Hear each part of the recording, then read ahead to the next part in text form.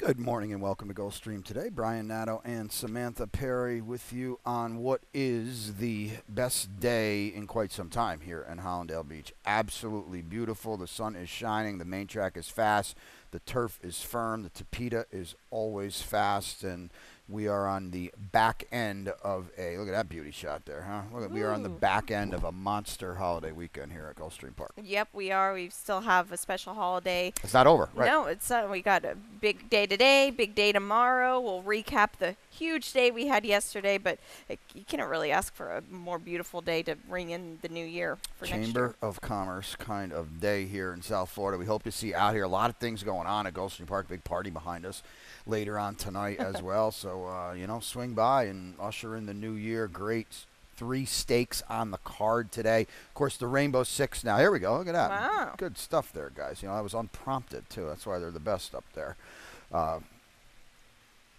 The Rainbow, let's get to that for a second here because we mandatory yesterday. They put in $1.31 million of new money, which is awesome. Thanks to everybody that fired. We put some in there as well. We didn't get any back, but we put some in. Look at this. Boy, the boys are on it today. 31,000. It was a very good sequence. Sure of course, we'll recap it in the lightning round, but thank you everybody that sent it in, and we start fresh today. Yeah, and that fresh is race 5, and as we say time and time again down here, it grows very, very quickly. So we'll start fresh in race number 5. I'll have a ticket. That pool will be very, very they'll bet it, and these are the great days. Here's the early pick 5 ticket, and these are great days to get involved, too. You can sweep it, but here's the early pick 5 ticket for $18 here. Very, very little, at least for me. I don't want to speak for you. I had really nothing much to update today, and we like that. There are some scratches, but I don't necessarily know if any of them were major contenders. $18 for me. I want to mention it now, and I'm going to try to mention it time and time again. Look at the super high 5 pool in race number 1. That carried over from the finale, which was the Fort Lauderdale upset by main event. Look at that pool. It's already $16,000 and counting. Let's try to give them some direction here in the opener. 7 furlongs on a fast main track. We got 12-5 maiden claimers here, the 2-year-olds. We scratched the 2 Stable Storm, and we scratched the 9 Dancing Bullet, and we both have the top pick. The 5 Builder Jack on top. Antonio Sano with a second-time starter. Yeah, this just isn't a barn that usually fires first time out. Yep, and he's back. You got the 6 furlongs out of the way. Just a good little tightener on the dirt, which I think helps, and should be ready to fire here. The money's showing already. This is a field where you don't have to improve much to win it. No, I agree wholeheartedly, and this might be the type of grade of the super high 5 where you can anchor someone maybe on top. We've got the 8-16 cigarettes. I want to jump this one first because take a look at a stat for Carlos David. This horse going to run on a main track for the first time for a tag. Was in a maiden special weight, but also doing tapeta to dirt sprinting, and this is not that flattering for a barn that does win at a pretty high percentage through and through at Gulfstream Park. 16 cigarettes favored on the morning line. Good outside attack posts. The main track race against tons better. Yeah, exactly. And the track is fast today. It was upgraded to fast towards the end of yesterday, but the rail really wasn't as quick yesterday. No, without a doubt, and just take note of that. I think it got better later on. Exactly. Of course, O'Connor came up there. I think it got better once we upgraded it to fast. To a fast main track. Exactly. Antonio's got the 6 Macuto as well, going to run for a tag for the first time. Maybe that wakes him up. Early pick 4 here. We're on a firm turf course, 73 feet. The rails, though, today, just like yesterday, 73 feet, but everything is on the turf today.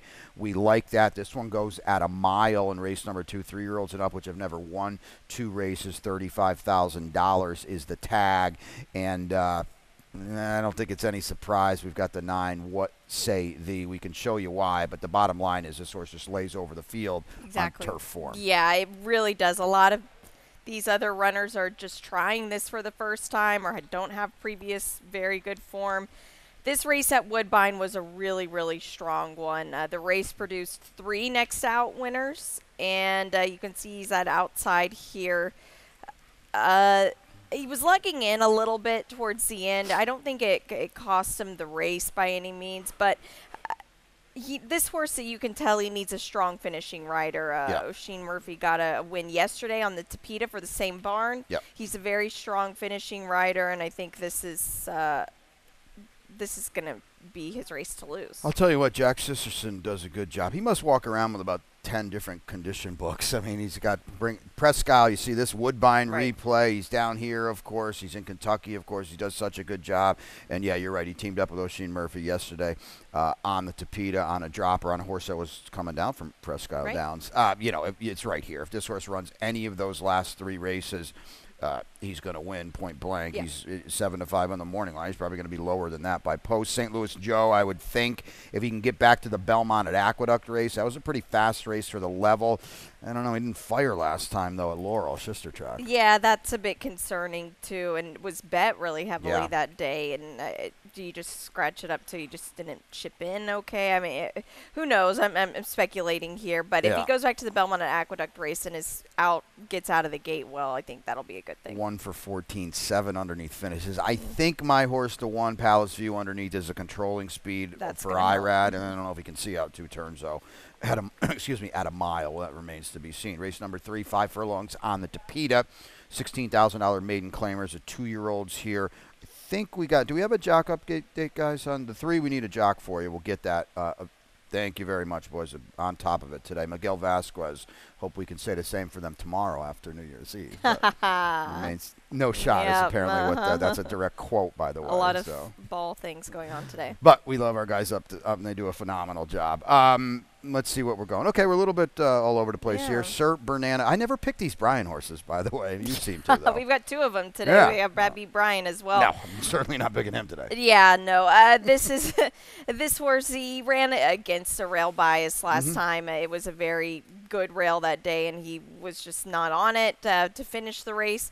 It's a good outside post position. This is a race where I really didn't like anyone, to be honest. That's fair. Yeah. And you know what his problem last time, too, was he got caught chasing an absolute torrid pace that completely fell apart. The horses that were 1, 2, 3 on the wire were 5, 6, 4 early. And so you can see the race completely fell apart. He was a little too close, so maybe with a little more patient ride. Armando De La Cerda quietly does a good job with first-time starters. He's 4 for 18. He's 4 for 11. Debuting in the maiden claiming ranks. I'm a Peppa. It certainly doesn't have to, throw down some 75 buyer, 7 on the sheets to make a dent here. No, not at all. And they paid $27,000 for this horse at the OBS open sale, so the June sale. So I think that's a good sign. And the works on the Tapeta say this horse has got some speed. Pretty good, right? Not bad at all. And we both match up with the 5, Spin the Boulevard, who's, favored on the morning line. I've got a stat, actually, on Brittany Vandenberg. She's struggling to get her footing down here. She's going to win races. I don't think there's any doubt about that. So what I wanted to show was just how good this barn is. These are all weather now. Of course, Brittany's in Kentucky a lot, so we got the poly track at Turfway. It doesn't mean it works here, but I just want to show this is a barn that is very, very sharp, winning at 25% with all-weather sprints the last 5 years. Race number 4, 1 more before the break, and then again that rainbow in race 5 starts anew. We'll go a mile and a 16th on the Tapeta, 3 and up, which I've never won 3 races. The tag, $8,000. It's a clean slate of 8, and that's where we both go to the outside, Mr. Moore. Well, I think you're seeing it the way I do. This horse looks like he could just get loose in here. Should, yeah. On paper, he does look controlling. Yeah, he does. And this is a big drop in class as well. That's true. This is a barn that's also heating up. Yep. Now, was coming off of a win on the Tapeta, 2 wins, 1 on the Tapeta, 1 on the grass at Indiana. So I think maybe those races just came back to him a little bit, and now should be all systems go. He was in for 16 last time and was a good third, and now it's just time to pick up a W. And if they want to grab him, go right ahead. We'll move on from him from there. Down inside Iraq for Jose D'Angelo. Got the 2L last time, but this is a rising class, and I think it's a relatively significant one. It is, and he really had to gut it out to get that win last time as well, so that could be tricky for him.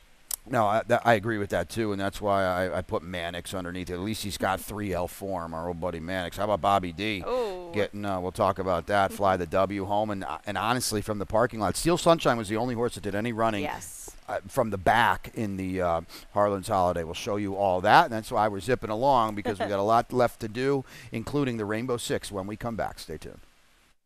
And they're off in the Pegasus World Cup.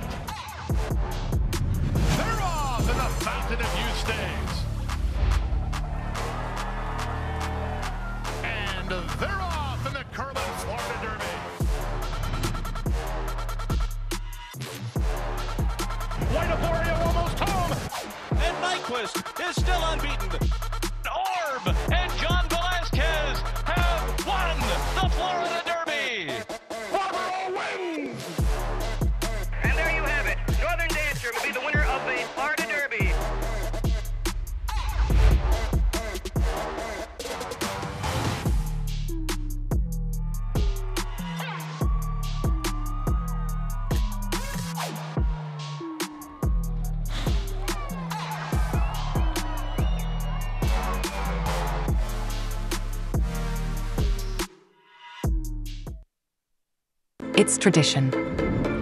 Every year, the stars gather for a spectacle. Stars of the racing world collide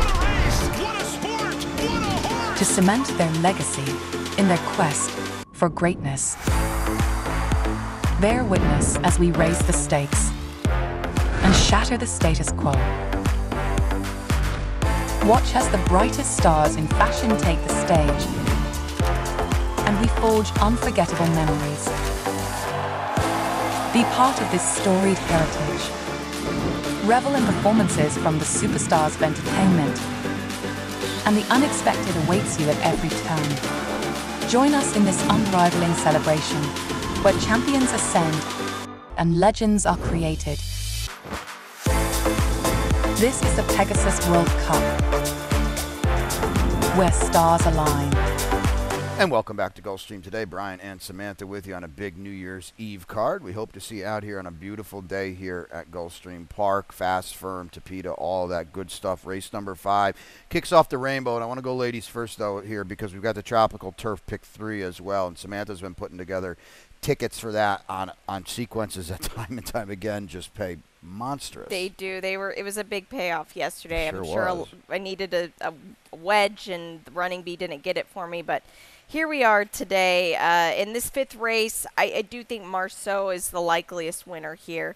No Plebeian is my long shot, but this was before the rail settings were going to be out this far, and that really is going to be tough for this horse. We'll get into it in just a second. Race 8, there you see it's just such a big spread for me. I understand that Twilight Gleaming is the horse to beat, but the 13 drawing in is very interesting with a lot of speed. And in the finale, I've got the 3 Cloudy, also one that might have a bit trouble, but we'll see here. But the 10 I like a lot. But yes, I'm free. We talk about that horse quite a bit. It's a $60 play, and it's going to pay really good again today. I'm sure of it. You told me yesterday, running B, my best bet, and your single was, I believe, 6-5 in the Fort Lauderdale, and I think you told me it was paying $220 to him. Yeah.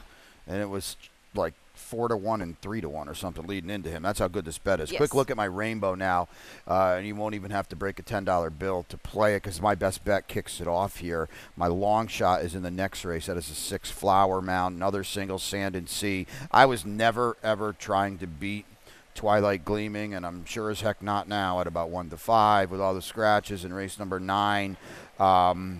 Big effect on top. We like Hades, and we're going to show you why. He's got to run better today, but I think he's a horse with some talent, and I think you agree with that. And then Cloudy on top for me. He had a little trip last time. We will show that to you. $9.60 for me. Let's get into now. 1 1/16 on the turf in race number 5. A firm turf course, 73 feet, as Samantha said, with some fresh grass out there. The rail setting here. My best bet is also your top pick. That is a 6 Marceau. Yes. Sorry, guys. I changed it to get a long shot Oh, here. The okay. 7 is.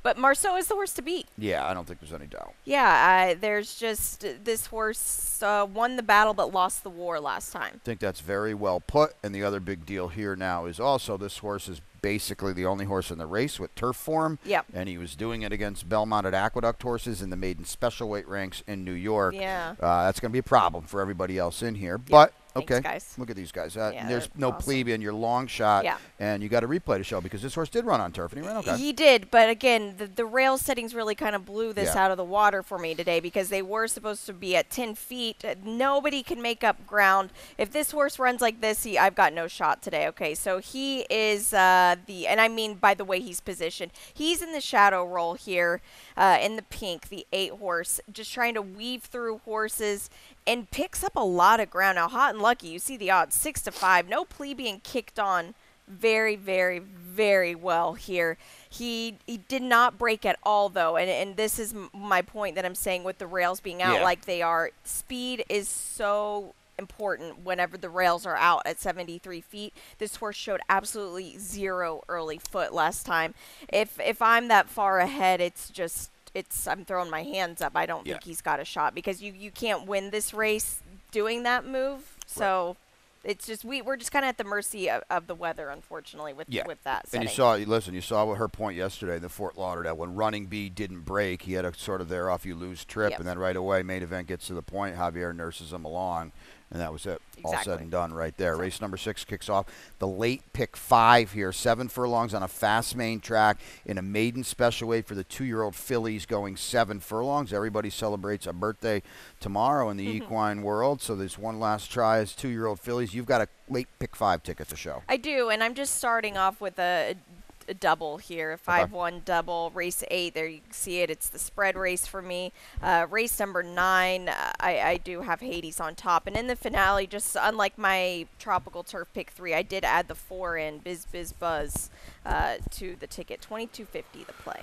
All right, race 6 now. Let's just be honest. This is not the best maiden special weight we're going to card here. I think there's a lot of different ways you possibly could go. Your horse, I don't know what we get today. If we see the good Paradise Lane, I mean, she will win. No one's going to run back to that Belmont at Aqueduct race, but she sandwiched it around. I get it, but I'm not trying to get cute here. This is my best bet today. It might be some low-hanging fruit. Okay. She just did the hard work on the front end of that race there, and then Catherine Wheel for Chad Brown just kept going. That horse won with the 75 buyer, so I just think it's really her race to lose here. I like the cutback of furlong to the 7. She's got that mile distance already in her, and those were she's going to be fit. She's not going to lose because she's not fit, that's for sure. No, I agree, and somebody's going to have to jump up. This is my long shot today, Flower Mound. You know, they paid $250. They paid $250,000 for this practical joke. She's only run one time on the main track. They bet her hard that day. Listen, she's been pretty dreadful in both starts, but the blinkers are going to come off. She gets back to the main track, and she's got some speed too. Yeah, I think getting back to the main track is going to be a very big addition for her. She doesn't want a two-turn Tapeta, and she doesn't want to be nagged on the lead either. Got a lot of speed. She should be a price in here. Down inside, Classic Ballad is a horse. Listen, they're going to bet this horse. She's got to win. I know you got her in second, but you got your best bet. She's got to win without me. I mean. Yeah, slow. well, she is going to try the dirt for the first time, which I think that should help. I guess. I mean, Maybe. Pete Walder does a good job. He claims her. He's 18%. IRAD is here, and again, you're going to get an underlaid price on a horse that, is, to me, looking up at several in here, but we do like the job Pete does off the claim, especially. Race number 7 is the first of our 3 stakes here. It's the Key West, an overnight handicap, $100,000 on the line. Let's just start. It's late pick 4 time as well. Let's start. We've got Jan's Girl, the 2, Sand and Sea, the even money favorite. I don't see Sand and Sea losing, but I want to show you what happened to Jan's Girl last time, because I do think, Samantha, she could have been a little closer, because what happens here at the start, this is not going to work out for her, okay? She's the 2 horse. You can see her. She's the roan. Sticks right out there, and she's just going to get right here, going to lose key position, got a little ranks. I didn't like being down in there. She's down in there again. Hopefully Luis Saez can maybe get more of an outside trip. I don't think at any point she liked being in here. Now, with all of that being said, okay, and she had to work a little hard to get there, this was a powerhouse performance by Sand and Sea. It really, truly was. This horse just kept on keeping on, and it was just a pace under a handhold down the backstretch of this horse, and she just kicked into a different gear. By the way, she throws in a 23-25 second quarter. Yeah, I mean, which you don't usually win like that when you throw down a quarter like that. No, that's what they call bottoming out the field, and as you saw it there, now she's just streaking home. 2 for 2 on our Tapeta. Hey, Riley Mott, what a good job he's done. Oh, yeah. Son of Hall of Famer Bill, and everything Riley sent out. He just won that replay we showed you earlier with that horse streaking on the turf as well, so she's going to be problematic in here. I don't really see anybody running with her. And the other ones, Lady Arsenault, for Bill Mott, is his father. That's kind of cool. Yeah. She's unproven on Tapeta, and she's got no speed either. No, and that's what worries me with her, I think Jan's girl with a better beginning can bridge the gap. I don't think she can surpass the gap, though. In a spin was good last time, but she's stepping way up as well. And so, they're all looking up at Sand and Sea, who's even money in here, and she's even money for a reason. Right. Now, the first of two true stakes here is in race number 8. It's the Abadanja. These are the fillies and mares sprinting 5 on the turf. The rails here are at 73 feet. And, I got to believe there's a slew of scratches in here. The 2 is out. The 4 is out. The 6 is out. The 9 is out. The 11 is out. The 12 is out. She ran yesterday. The 14 is out. The 15 is out. The 13 is going to run. And I got to believe a large reason why they're all out is because who is in, and that's Twilight Gleaming. I scratched into Twilight Wow, Gleaming. okay. Yeah, but I had Accomplished Girl Oh, you on had top. Accomplished Girl, yeah. So she ran second yesterday. Twilight Gleaming, this is really her race to lose, but I get those races were really tough. Yeah. I mean, they're grade 6 races. There's nobody in here like this. She did the dirty work on the front end and the Franklin and just couldn't see it through. Is she going the wrong way? Has she just run into some bad luck? The Ascot race, she didn't have a shot there. I watched her run that day at Ascot. Yeah, and I don't think she really liked that kind of soft. It was good, but their course as good as They're good as our soft. Yeah, exactly. Thank you. Well said. Hey, how about that? There's 7 horses in there. She might be 1 to 9. I mean, Yeah. she might literally be 1 to 9. She was going to be a huge favorite before the scratches. She also gets help. She's not a need the lead type, but No. she's got a whole heck of a lot of speed. And a lot of speed came out of this race. The 1 down inside, Lady Milagro, is very, very fast. Oh, Good to see yeah. Carlos Martin down here and at Gulfstream Park, so she might lead. But, Twilight Gleaming, it's the world's her oyster here because she's perfectly drawn as well. What do you got going on underneath Stone Silent? Well, we can show that replay, Yes, right? yeah, let's show, because this is the first time in the barn of Brian Lynch here. This is the Keeneland replay. Watch Stone Silent break. This is an impossible post already here. Boom, just right down to the knees here. In about 3 jumps, this horse is already over. Yeah, look at this. Boom. But watch how quickly this horse just moves right on over. You're giggling at me here. It moves right on over, and this horse tries really hard. Now, it was a 6th place finish, but I feel like they all it wasn't a disgraceful one at that. And here's another thing. Steve Asmussen, I respect him a lot. He was my first gallop job at Remington many years ago. I learned so much from him.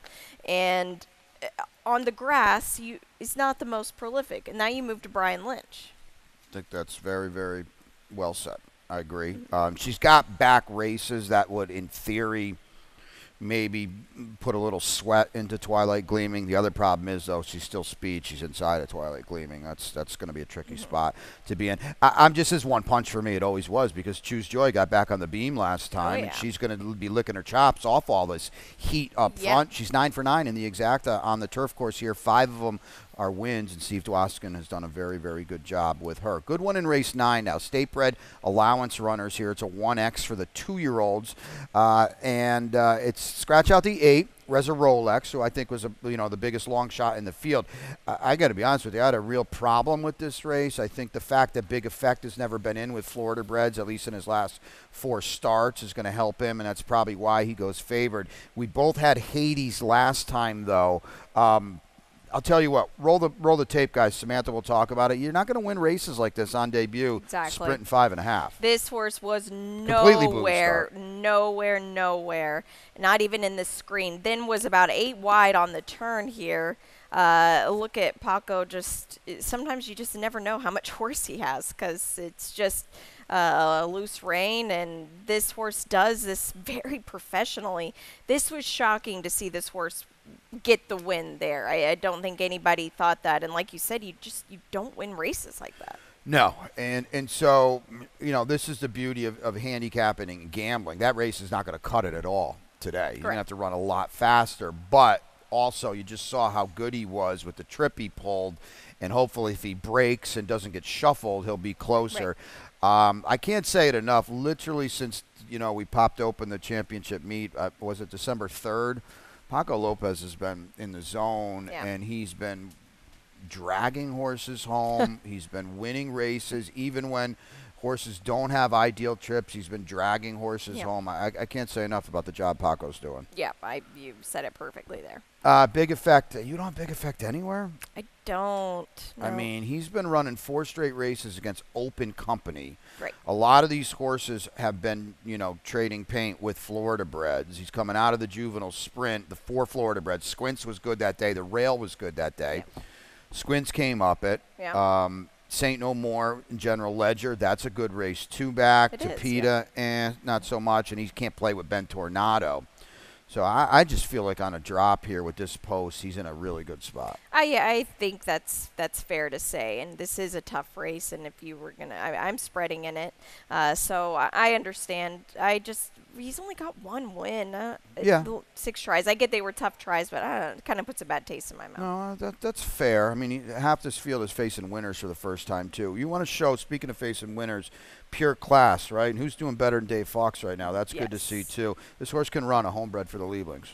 This horse might get a little bit of a similar setup here today. Yeah. He was just grinding on. This horse is a spitting image of big and classy. It's funny to me that they're full siblings and they just run the same exact way, just kind of do the least amount to get it done, just that clomping stride. And he's going to get 7 furlongs, and I think he might get a little similar thing where he can just kind of weave through horses and get it done. He does have a running style that says 7 furlongs will be a good trip for him, and Dave and the Lieblings have partnered and picked up more than a few wins here, and that's good to see.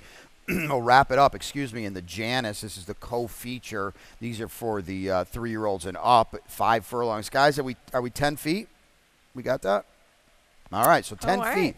So 73 feet early for the rail setting. This is going to be at 10 feet, so maybe that levels the playing field a little bit. Yeah. I'm going to tell you what, this is a darn good race. The 6 and the 7 are out, Warrior's Pride and Crispy Cat. It'll bring us a field of 8. And we didn't talk about this, but I think we both land on this horse because of what we're going to show you right now. Yeah, right? and the 10 feet, you do a happy dance with that, because if the rails are at 73 feet, this might be hard for Cloudy here. So we've got Biz Buzz in the back, and we'll talk about him in a little bit. But Cloudy's the gray. Cloudy made about 3 different moves this race here, and then he literally is running on top of horses. Right. And this is, it's traffic. It's a turf sprint at Keene. Look at him here. He's just got nowhere to go. And to his credit, by the way, he's going to end up beating half a length in here. This is a huge run. Yeah. This was allowance company. I get all that. And he's stepping up today, and he's meeting a few Tigers in here. But this was a really, really good effort. Conversely, Biz Buzz, that was like one of those races where he didn't do any running at all, but he passed some horses. Yeah, but also I just don't think he had a very aggressive jockey on him, and that's fair. He needs to be aggressively ridden. And you look back at when Irad was on him, it was a win in a second. Yeah, Irad's okay. He's not bad around here. Not bad, yeah. Yes, I'm Free is so good. He owns this place. He's 9 for 18. He's a graded stakes winner over our turf course, and he got his comeback out of the way last time too. He ran huge. Yeah, very, very huge. It just shot through to the lead. He was just run down just barely last time by None Hudson. So, but he those fractions were hellacious. Yeah, he was run down by a steam horse, and he was a they knew horse, and they did know because he was really, really good. And now he's got that behind him. He was back with Laura Cesaris last time. Like I said, he's a grade 3 winner right here at Gulfstream Park, and there's no faster turf horse on the grounds than him, so this post is not a big deal, because the other good thing for him is he's got Eamon to his inside, who has no speed whatsoever, and our old buddy Eamon he's been good to me. He needs a meltdown, but he runs on hard and through the lane. Yeah, he does, and you get Paco Lopez, and he's going to put him right there, tee it up for him. We'll just see. It's up to him. No, absolutely. This is a really good race. I got a horse like Coppola, 10-1 on the morning line. He can run too. There's a lot of, if you're not just chalking out here, there's different ways you can go. We got a second. What about Bad Beat Brian? He was dreadful last time behind Yes, I'm Free, but he's coming out. He's got grade 2 form, in his prior starts. Yeah, and this is, I like to say, do you excuse the really good race? Do you excuse the really bad race? Right. And to see if good ones. I wasn't a fan of really how he looked last time. Just he ran like it as well. Did. So maybe he just needed to get used to the Florida weather, and maybe the ship can take some out of horses. He's had a long campaign. I don't know. A good point because, he's been up there in the Midwest. If he acclimates a little better, I mean, his races are as good or better than anybody in here. What a good 10-race car, but we got to zip to the lightning round. We got so much to look back on because yesterday was a huge day. We'll show that rainbow really quick. They bet $1.3 million of new money into it, and 31,000 in change, I think. Look at that. Yep, it was a very, very competitive sequence. Congratulations. I think 554 tickets, and I think to going into the last race. Going into the last race, correct. Yeah, now the one horse that wasn't in this sequence was Mary Quay Contrary, and all she does is win, and I think Pete said she has a nose or knows where the wire is. She certainly does. Repeating in the Rampart, and I believe now she is 9-7-2 over the Gulfstream Park main track. What a cool horse. I've got to tip my hat to the connections of Eddie Pliza and the team there. Yeah. Because I think that they figured her out a little bit, and I get it. This was a much softer race than she had been facing, but still, and you said you heard my comment. I said, wow, she really does. She's not going to win a beauty contest, right? But she looked well yesterday. She's a really cool horse, and the house horse. We're going to show you another one in a second. But tomorrow, like I said, all the horses have a birthday, and we will wish them that tomorrow. But the 2-year-olds are 3 tomorrow, and we start down the path to the Florida Derby in the Gulfstream Oaks tomorrow, and the Cash Run and the Mucho Macho Man. They're going to have to run hard to beat Invega. This horse ran beautifully last time, just unhurried, just took off. This was a big race for Gene Sibeli and Irad Ortiz. Yeah, and he's front and center tomorrow. I believe he's 9-5 or 8-5 in there. It's a good competitive field, but they're all looking up at him.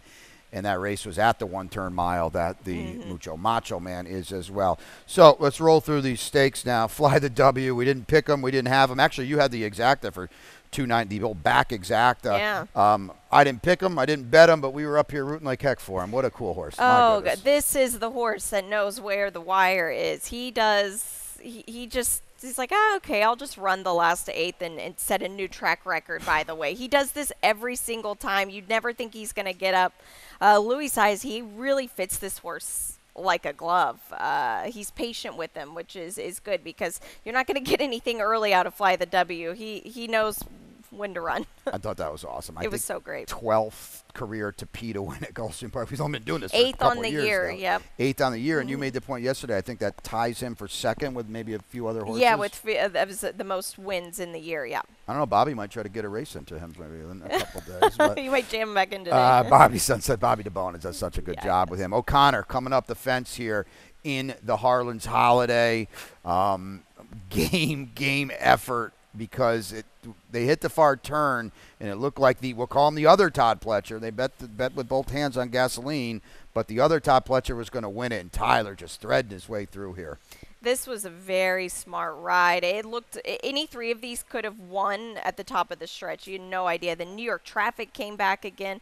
O'Connor was just so impressive. It would have been even a bigger margin if it was the long finish line is what we'll get for the Pegasus. So excited to see him. I think O'Connor is a move forward kind of horse, and 9 furlongs in the Pegasus is going to hit him right between the eyes. Yep. Main event, did all the dirty work up front. He ran hard to get it. Jorge Delgado was just walking by, and boy, his horse ran well too. What a stretch run here. King Max with the AMO colors going to range up here, but Main Event did not want to let him by. No, Main Event just has a stride that's twice the size of his body down the grass, and it was a very smart move by Javier. You look at the rail settings and go, okay, I've got some speed. Nobody's going with me. Let me take advantage of it, and it completely paid off for him. Yeah, and he's in New York now today, so it's just win and go. When Running Bee didn't break, Javier just immediately took the initiative, and that was it right there. That was the key to victory. Your best bet today? Paradise Lane. All right. I am Marceau in race number 5, one race earlier in your long shot. In your same race, and we talked about the rail Oh, yeah. situation. This is going to be a real long shot. And I got a long shot in your race, and that's a 6 Flower Mound in race 6. There So you go. a lot going on, and Pete Aiello's upstairs with your scratches and changes on a big New Year's Eve card here at Gulfstream Park. We're happy to have you aboard.